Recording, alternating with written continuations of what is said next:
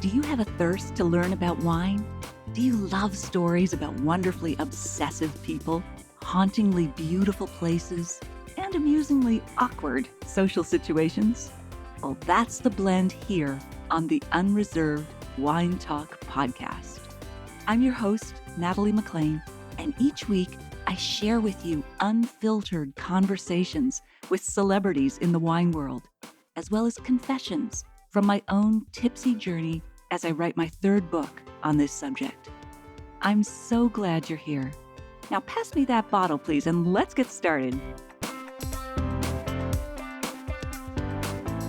Welcome to episode 12. Wine scores. Do they matter? Should you trust them? And why do we even score wine? These are the questions that I'm going to explore with you today. Now, my main beef with wine scores is that they're given by someone who's just been drinking. Sure, the professionals are tasting, not drinking, because they're spitting or expectorating. But when you sit down to evaluate 30 to 50 wines at a time, some of that wine gets absorbed through the soft tissue in the mouth. And then there are the really great wines where you need to see if the finish is long or short. That means swallowing. Even the accompanying tasting notes often aren't that helpful. The prose can be as purple as a young Argentine wine. A spirited little filly that shows all the right breeding, rich nose of barnyard and sweaty saddles. I give it 4 stars out of 5. Other than the high rating, who's to know if the critic likes this wine? One person's sweaty saddle is another's unwashed leather. More maddeningly, though, scores evaluate the obvious: how a wine tastes. What really matters is how interesting the wine makes your dining companion. Now that would be worth rating. Indeed, though, we have to wonder why we rate wine in the first place. After all, it's just a drink. We certainly don't have orange juice critics or syndicated cabbage columnists talking about how the September rainfall affected the leaf set. Perhaps this scrutiny is a testament to the way we feel about wine, so strongly that we need to both quantify and qualify the feeling. Robert Parker Jr., a former American lawyer and now a revered wine critic for more than 40 years, is credited with developing the 100-point scale, or at least relentlessly promoting it to evaluate thousands of wines in his publication, The Wine Advocate, a consumer's report of wine. A number of Australian critics use variations on the theme, such as the 20-point scale, or 5 points or stars or glasses or bottles out of 5. But saying that one scale is better than another seems to me like quibbling over which is worth more, 50 cents, 2 quarters, or 5 dimes. The bigger difference between Australia and the US and UK is the importance of the show system, which awards medals that become the gold, silver, and bronze stickers decorating many Australian wine labels. Although advocates claim that the shows offer the same benefits of wine scores, shows do have some unique weaknesses. Only those wines entered can be judged, as opposed to the full spectrum of wine available on the market. As well, in some competitions, most, if not all, of the wines walk away with medals, which cheapens the award. And finally, some winemakers don't specify the competition for which their wine won a medal or for which category, which can be misleading on the bottle. Nonetheless, the allure of ratings is their simplicity and apparent objectivity. I recall from my school days that more than 90 points is an A, 80 to 89 is a B, 70 to 79 a C, and between 50 and 69, D or E, and below 50, a failure, even though it seems wines are never rated below 70. For the first few years that I wrote about wine, I didn't score them, as I just didn't have the confidence to do it. I just wrote tasting notes. However, My readers kept asking for scores as they really wanted this shorthand for their shopping lists. Some wanted to do a quality price ratio analysis or QPR, using my score for quality against the price of the wine, like the way they evaluate shares of a company with earnings per share or EPS.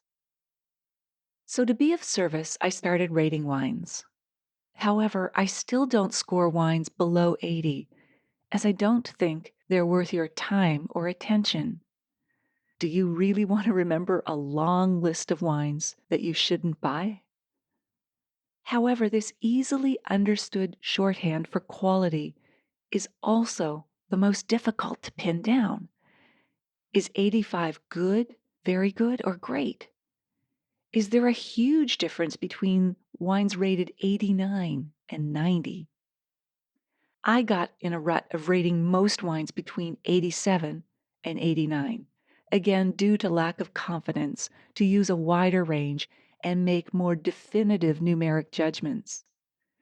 Plus, I used to think that if the world's greatest wines, say like a $700 bottle of Chateau Margaux, deserve a score in the high 90s, how can I possibly rate any wine below $20 in the 90s? But most of us don't live in a world where Chateau Margaux is our Saturday night wine. So, again, thinking of my readers, I used a wider scoring spectrum based on the wines that they and I were drinking, generally in the $15 to $35 range. What was great for a $15 wine? If it was great for that price, I gave it 90. There are a lot of critics who will disagree that price should even play a role in scoring. However, I'm speaking to my tribe, and they appreciate that kind of analysis. Even the English language, a more telling tool than our numeric system, has its inadequacies when it comes to precision. Is brilliant better than outstanding? Is zesty better than refreshing? Many of us want something that is far less precise, something that will just tell us, is this wine good or bad? Its style and which food will go best with it. Will I like it? So, what should we do with wine ratings? Recognize them for what they are: one person's opinion of a particular wine at a particular time. Most critics don't rate and run, realizing that the scores they give today can be checked in the future, making them accountable to consumers over time. In fact, some publications revisit ratings and follow the wine to maturity, sometimes changing the score, as Robert Parker and critics who write for his publication do. While ratings can give new wine drinkers confidence to take that precipitous leap from bladderbox swill to bottled poetry, what qualifies these critics, like me, to be arbiters of vinous taste? Most admit to never having run a winery, let alone worked on one. Some critics claim working for a winery would bias them toward a particular style and region of wine, resulting in that career fatal condition known as the overconditioned cellar palate, akin to drinking your own Kool-Aid all the time. Others argue that you don't need to be an arsonist to write about house fires, nor would you want to be one. Even so, many critics taste thousands of wines each year. Parker estimates that he tastes 80 wines on a good day, or about 10,000 annually. Most of us don't have the time, money, or Teflon taste buds to drink this many wines, or even to read wine magazines. So the critics perform the humanitarian service of screening our wine for us. However, can anyone evaluate hundreds of wines based on a 20-second swirl and spit without the benefit of swallowing most of the wine or even enjoying it with food? As British wine writer Andrew Simon said, there are no great wines, only great bottles. With wine, context matters. Your most memorable bottles are likely those that were suffused with the warm light of good friends and fine food. More importantly, can critics quantify something so elusive, so ethereal, and so subjective as wine? Can an emotional response be captured in a number? The numeric system lends a spurious precision and scientific accuracy to what is simply someone's opinion. And what about critics' off days, blind spots, inconsistencies, prejudices, or palate differences? These weaknesses come to the fore when brawny tech wines that use technology, extraction, and color, tech, to get high marks. Tech wines include over oaked Chardonnay and high alcohol Shiraz, among others. The formula weary wines chasing after high scores gravitate toward a homogeneous international style made with a food processing mentality. It's the dumbing down of wine with all style and no substance. Scores can also negatively affect the wine industry when they're awarded while the wine is still in its oak cradle. Many publications publish their scores for the harvest only months after the wine goes into the barrel. Wine changes significantly in its early years, particularly great wine that may not yet be integrated. Critics say that they can detect the structure that gives fine wines their longevity and ultimately their finesse. However, early ratings can encourage winemakers to sculpt their wines to taste great in the barrel rather than allowing that natural evolution to occur. Scores and medals do have some redeeming qualities for the wine industry and consumers. When judiciously applied, they can recognize excellence in winemaking and weed out faulty, weak wines. In an industry increasingly dominated by several megacorporations, ratings are often the only way for smaller wineries to get recognition. However, the smallest wineries can suffer because critics want to rate wines that are widely available for their readers to buy.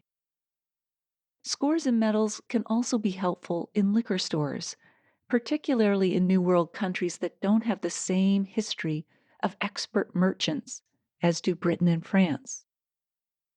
Even when the staff is highly trained, though, many consumers don't know which questions to ask them or are nervous or feel silly about doing that. Shelf slips with wine ratings and tasting notes can help them to make quick decisions. The downside is that most retailers will search for the highest score awarded to the wine in order to sell it.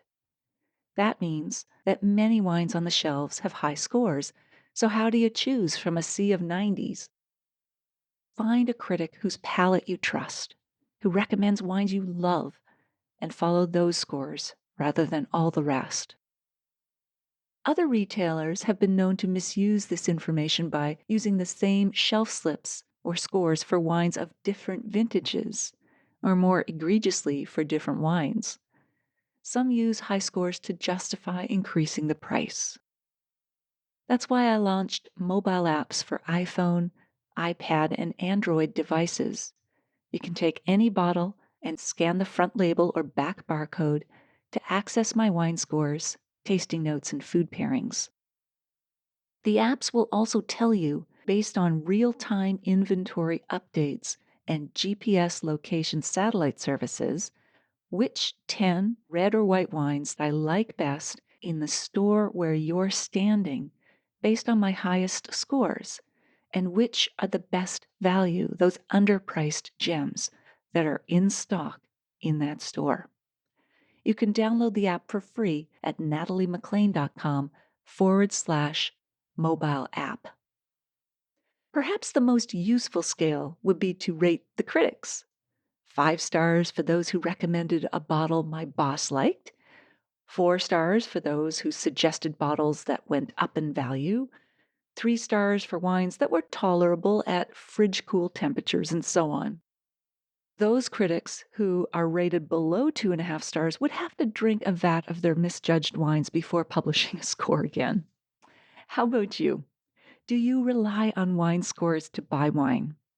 Have you ever been disappointed by a wine scored 90 or above?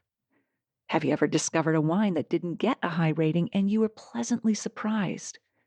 Please share that with me. You can tag me on Twitter or Facebook at Natalie MacLean, On Instagram, I'm at Natalie McLean Wine, or use the hashtag Unreserved Wine Talk. You'll find links to wines that I've rated 90 or above in the show notes at nataliemclean.com/12. I've also included links to my best value wines, those that are under $20 but still scored 90 points or higher.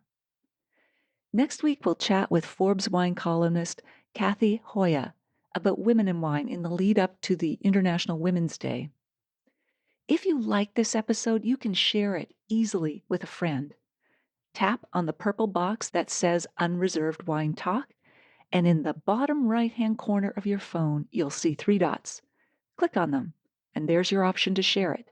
It'll fill in everything for you, including the title of this episode and the link to it, in an email or text to the friend or distribution list of your choice. I can't wait to share more personal wine stories with you. Thank you for taking the time to listen to this one. I hope something great is in your glass this week.